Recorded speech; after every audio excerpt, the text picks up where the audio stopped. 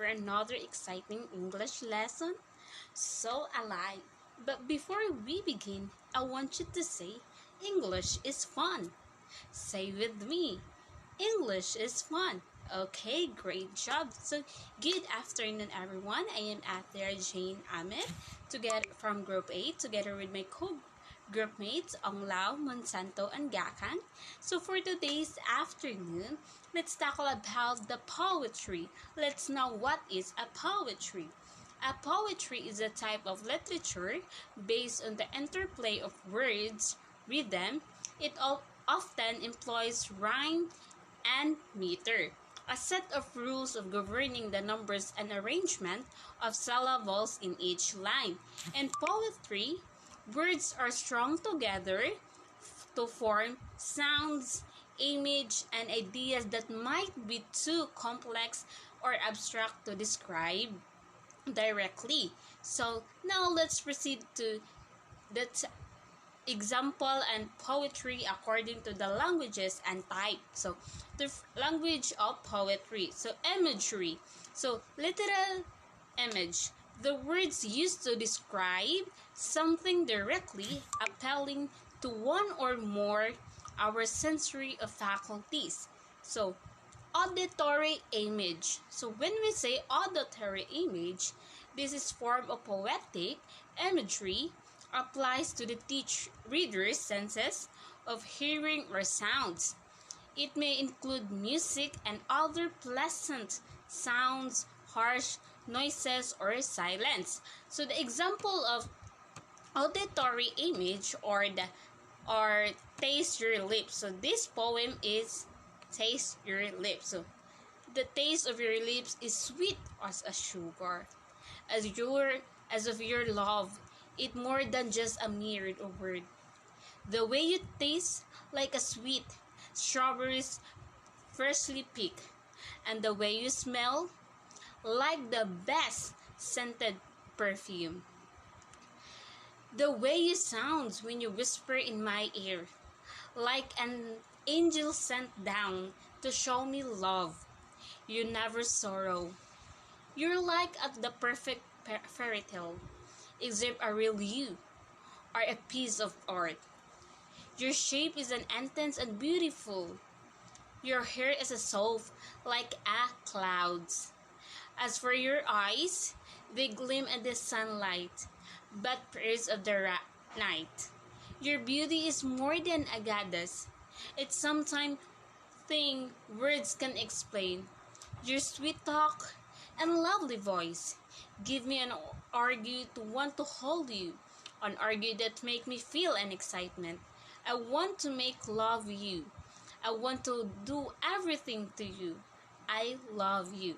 So that's the poem of the Taste Your Lips. So now, let's proceed to the tactile image. So when we say tactile image, they apply to our sense of touch. So example for this is from Robert Browning for 1836. So the poem, when you glided in for straight, she shut and called out of the storm, and knelt and made by sheerest great blaze up, and all the cottage are warm. So that's an example of tactile image. So the next one is auditory image. So when we say auditory image, this suggests a sound of things, usually resulting in effect or onomatopoeia. So words that intimate sounds or sounds that are linked with objects. So the example for this from Cobland Khan. So the shadow of the dome of leisure floated midway in the wave, where we hear it in gilded measure from the fountain and the caves. So that's an example of third. So the next one is olfactory. Olfactory, so image. This suggests the smell of things. So the example for this is Rain in Summer by Longfellow. So these silently inhale the clover-scented gale, and the vapor that arise from the well-watered and smoking soil. So that's an example. So the next one is the kinesthetic.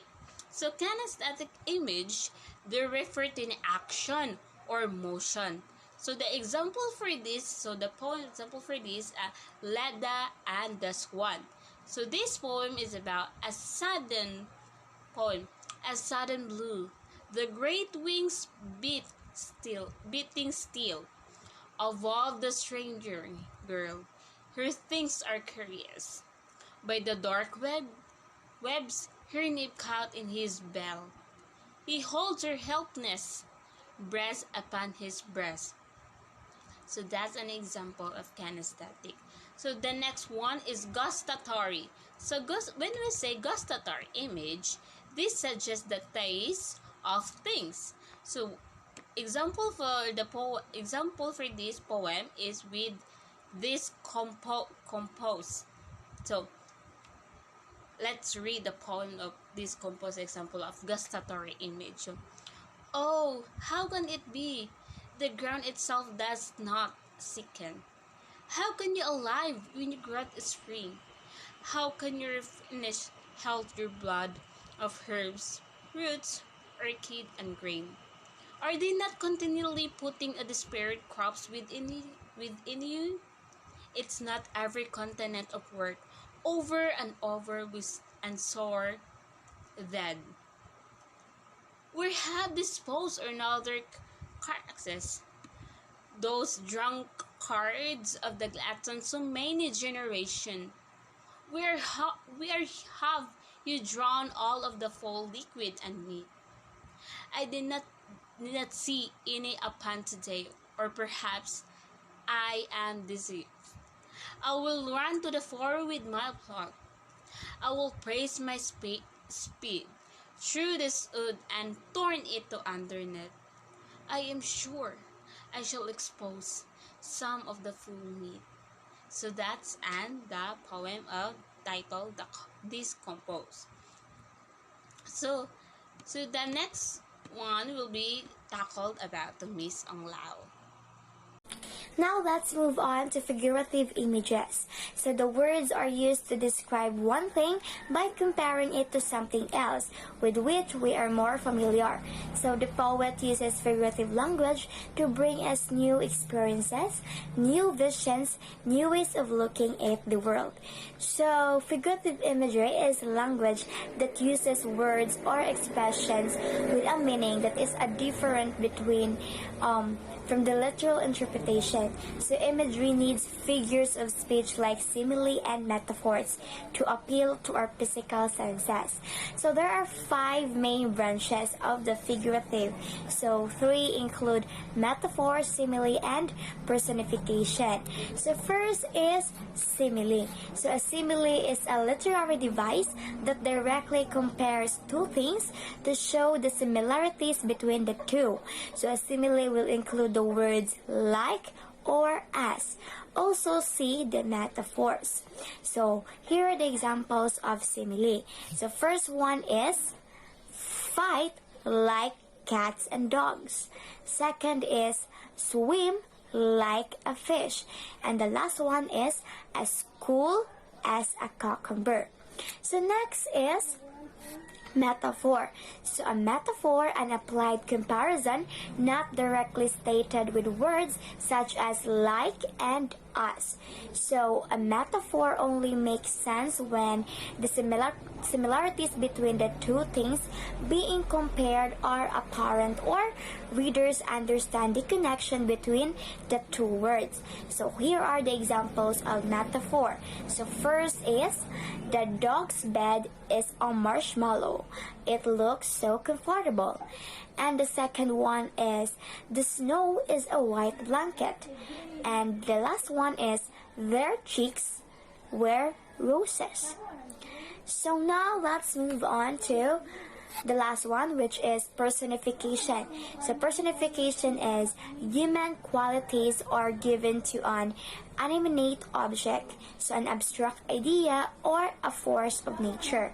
So this can really affect the way the reader imagines things. So personification is often used in poetry, fiction, and children's rhymes.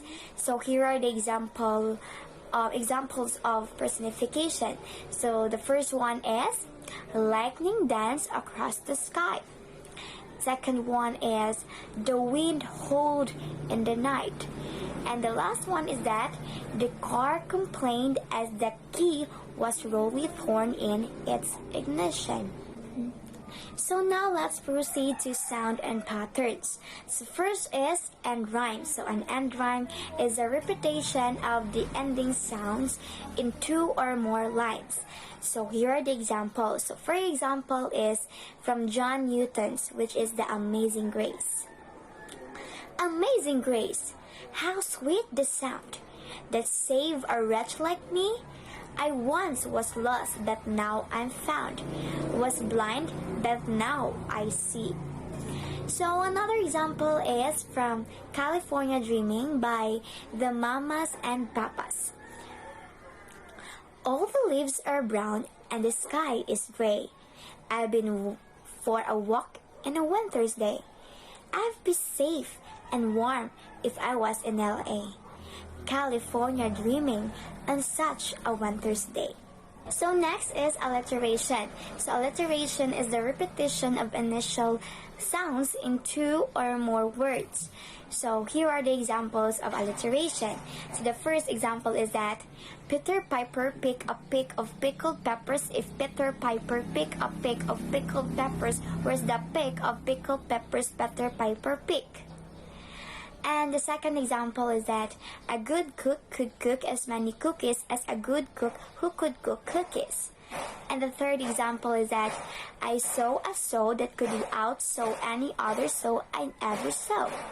And the last one is that a big bug bit the little beetle, but the little beetle bit the big bug back. So next is assonance. So the assonance is the repetition of vowel sounds within words. So here are the example of the assonance. So first example is that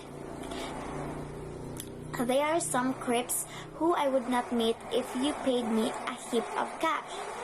Another example is that I wish there was a way to make her state similar feelings to those of my soul. And another example is, I wandered lonely as a cloud that floats on high over vales and hills, when all at once I saw a crowd, a host of golden daffodils, beside the lake, beneath the trees, fluttering and dancing in the breeze.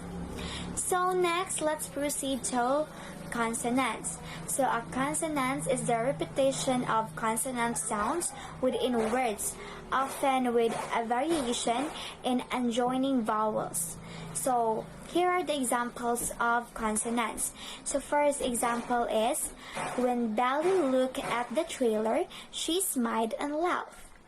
Another example is that I will crawl away with the ball. And another example is, I will creep and beep while you sleep. And the last example is that he struck a streak of bad luck. Types of poetry. Narrative poetry tells stories in verse. A number of them are very old and were originally intended to be recited to audiences such as Homer's The Iliad and the Odyssey. For children, perhaps the most accessible narrative poems are ballads. Traditionally, a ballad contains 4 lines each and 8 syllables, with the second and fourth lines rhyming. Not all ballads follow this scheme, but all include a setting, character, and events with a climax. The stories are often tragic. Example: The Broken-Legged Man by John Mackey Shaw.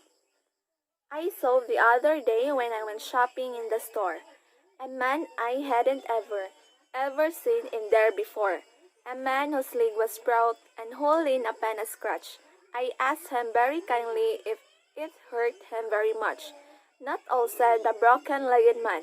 I ran around behind him, for I thought that I would see the broken leg all bandaged up and bent back at the knee. But I didn't see the leg at all. There wasn't any there, so I asked him very kindly if he had it hid somewhere. Not all, said the broken-legged man. Then where? I asked him. Is it? Did a tiger bite it off? Or did you get your foot wet when you had a nasty cough? Did someone jump on your leg when it was very new? Or did you simply cut it off because you wanted to? Not all, said the broken-legged man. Then what is then? I asked him. And this is what he said. I crossed a very crossing when the traffic light was red. A big black car came whizzing by and knocking me off my feet. Of course you look both ways, I said, before you cross the street. Not all, said the broken-legged man. They rushed me to the hospital right quickly, he went on, and when I woke up in nice, white sheets, I saw my leg was gone. That's why you see me walking now on nothing but a crutch. I'm glad, said I. You told me and I thank you very much. Not all, said the broken-legged man. Lyric poetry typically describes the poet's innermost feelings or candid observation and evokes a musical quality in its sound and rhythms. Lyric poems exhibit an endless variety of forms. Below are some popular lyric forms. First is the haiku, a lyric and rhyme and poem of Japanese origin with 17 syllables divided into 3 lines. It is usually on the subject of nature and humans' relationship to nature. Successful haiku uses metaphor to give us a fresh and imaginative look at something we may view as quite ordinary. So example, the moon is a week old, a dandelion to blow, scattering starseed by Ruby Little. Next is the Saint Cane, a 5-line stanza apparently of medieval origin, often with 2 or 4, 6, 8, and 2 syllables, respectively in the 5 lines. So example, lesson with faint dry sound, like steps of passing ghost, the leaves frost crisps break from the trees and fall, by Adelaide Crapsey's November Night. Sonnet, a very old form of poetry, having gained prominence during the Renaissance, but not found much in poetry or children. It contains 14 lines, each line with 5 iambic feet or 10 syllables. Example, The Children of Night by Edwin Arlington Robinson. Next is Limerick, a 5-line humorous poem, the first, second, and 5th line rhyming, and the 3rd and the 4th lines rhyming.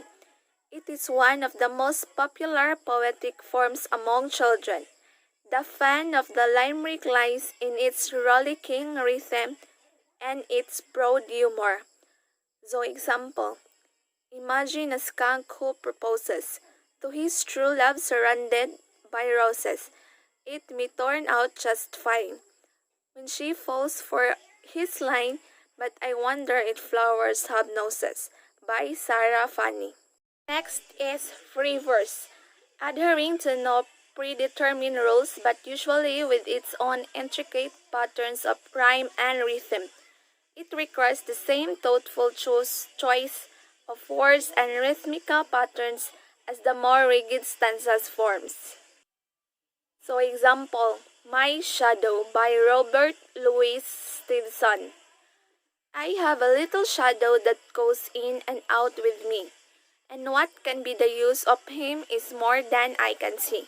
He is very, very like me from the heels up to the head. I see him jump before me when I jump into my bed.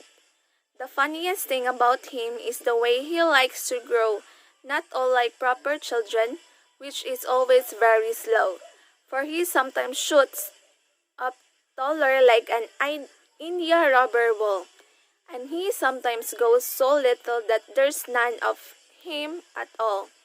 He hasn't got a notion of how children ought to play, and can only make a fool of me in every sort of way. He stays so close behind me.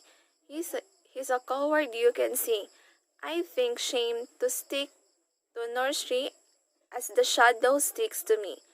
One morning, very early, before the sun was up, I rose and found the shining dew on every buttercup.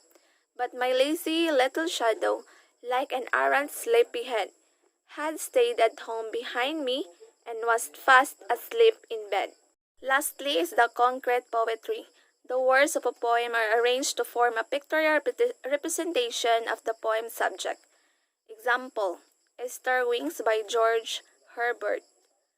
Lord, who created man in wealth and store, through foolishly he lost the same, decaying more and more, till he become most poor. With thee, oh, let me rise, as larks, harmoniously, and sing this day thy victories. Then shall the fall further the flight in me. My tender age in sorrow did begin, and still with sicknesses and shame, thou didst so furnish that I became most thin with thee. Let me combine and fill this day thy victories. For if I'm my wing on thin, affliction shall advance the flight in me.